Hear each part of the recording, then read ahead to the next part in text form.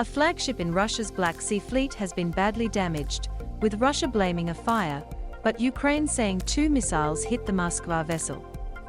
Finland could join NATO within weeks, as support for the military alliance surges there and in neighboring Sweden after Russia's invasion of Ukraine. The United States has pledged more than $1 billion in U.S. military assistance for Ukraine, while the head of the World Health Organization says he needs to be blunt about the world paying more attention to Ukraine than other crises. Canadian Prime Minister Justin Trudeau said it was absolutely right for more people to describe Russia's actions in Ukraine as genocide after US President Joe Biden said Vladimir Putin wanted to wipe out the idea of being Ukrainian. Here is the latest on Russia's invasion of Ukraine. Flagship of Russia's Black Sea Fleet badly damaged.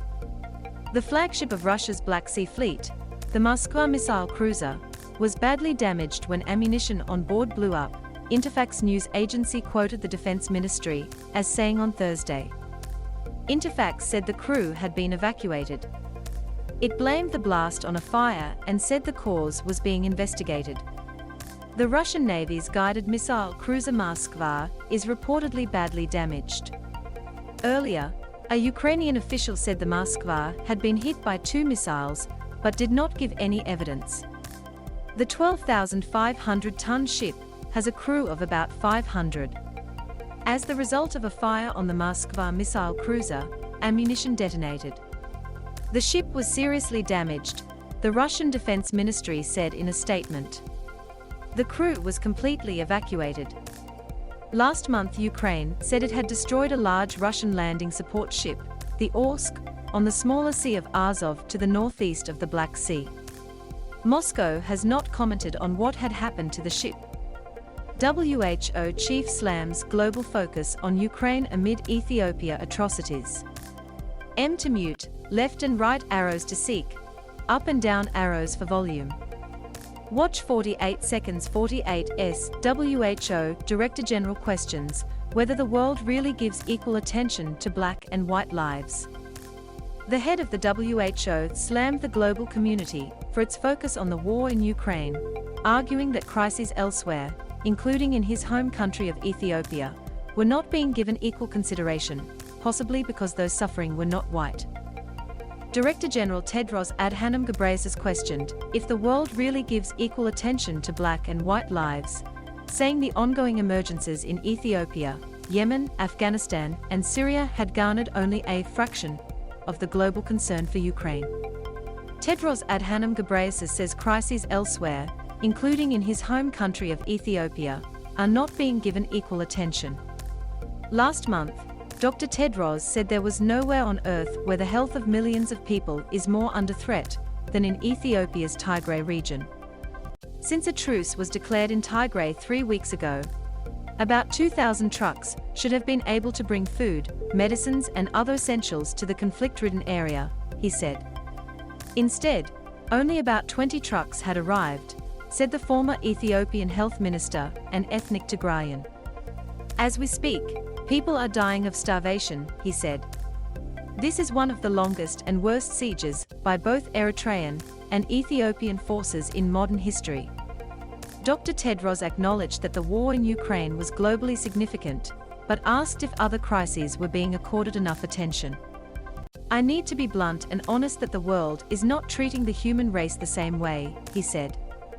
Some are more equal than others. He also criticized the press for its failure to document the ongoing atrocities in Ethiopia, noting that people had been burned alive in the region.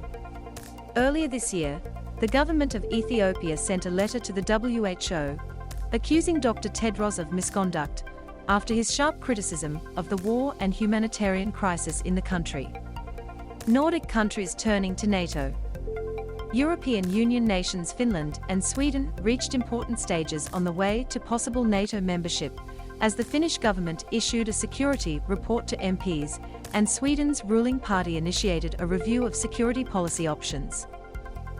Russia's invasion of Ukraine on February 24 triggered a surge in support for joining NATO in the 2 traditionally militarily non-aligned Nordic countries.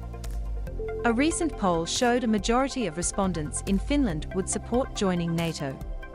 In early March, a Demoskop poll commissioned by Aftonbladet newspaper showed 51% of Swedes were in favor of NATO membership, up from 42% in January. Finland, with a population of 5.5 million, shares the EU's longest border with Russia, a 1,340 kilometers frontier. Sweden has no border with Russia. Russia has warned Sweden and Finland against joining NATO, with officials saying it would not contribute to stability in Europe. Officials said Russia would respond to such a move with retaliatory measures that would cause military and political consequences for Helsinki and Stockholm. Mariupol has been under heavy ardment. One of Russian President Vladimir Putin's reasons for invading Ukraine was that the country refused to promise that it would not join NATO. Speaking on Wednesday local time in Stockholm in a joint news conference with her Swedish counterpart Magdalena Andersson, Finnish Prime Minister Sanna Marin said Finland was ready to make a decision on NATO within weeks, rather than months, after an extensive debate in the 200-seat Eduskunta legislature. US bolsters military support. President Biden's administration announced an additional $800 million in US military assistance to Ukraine, expanding the scope of the systems provided ahead of a wider Russian assault expected in eastern Ukraine. The latest package, which brings the total military aid tally since Russian forces invaded in February to more than $2.5 billion, includes artillery systems, artillery rounds, armored personnel carriers, and unmanned coastal defense vessels, Mr. Biden said in a statement after a phone call with Ukrainian President Volodymyr Zelensky. Mr. Biden has accused President Vladimir Putin of trying to wipe out the idea of even being a Ukrainian. Mr. Biden said he had also approved the transfer of additional helicopters, saying equipment provided to Ukraine has been critical as it confronts the invasion. "We cannot rest now. As I assured President Zelensky, the American people will continue to stand with the brave Ukrainian people in their fight for freedom," Mr. Biden said. The new security assistance package, according to the Defense Department, includes 11 Mi-17 helicopters that had been earmarked for Afghanistan before the US-backed government collapsed, and 18,155mm howitzers, along with counter-artillery radars and 200 armored personnel carriers. This was the first time howitzers have been provided to Ukraine by the United States. The new aid will be funded using the Presidential Drawdown Authority, or PDA, in which the President can authorize the transfer of articles and services from US stocks without congressional approval in response to an emergency. M to mute, left and right arrows to seek, up and down arrows for volume. Watch 50 seconds. 50s US State Department spokesperson Ned Price says it's the task of international lawyers to determine if genocide is taking place. Mr. Zelensky has been pleading with US and European leaders to provide heavier arms and equipment as his country faces an invasion that has thousands and displaced millions. Russia calls its actions in Ukraine a special operation to destroy Ukraine's military capabilities and capture what it views as dangerous nationalists. But Ukraine and the West say Russia launched an unprovoked war of aggression. In Ukraine on Wednesday local time, Russia said it had taken control of the port in Mariupol and that more than 1,000 Ukrainian Marines had surrendered in the southeastern Ukrainian city, which has been surrounded and armed by Russian troops for weeks. On that story here, Trudeau weighs in on Biden's genocide claim. Canadian Prime Minister Justin Trudeau said that it was absolutely right for more people to describe Russia's actions in Ukraine as genocide, supporting an accusation made by the US President a day earlier.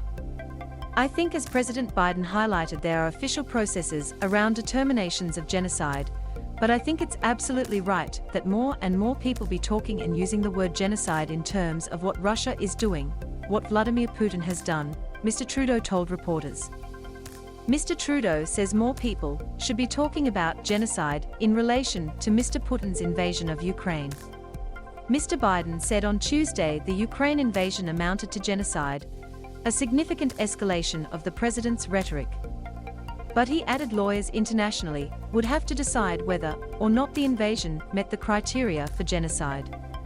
Genocide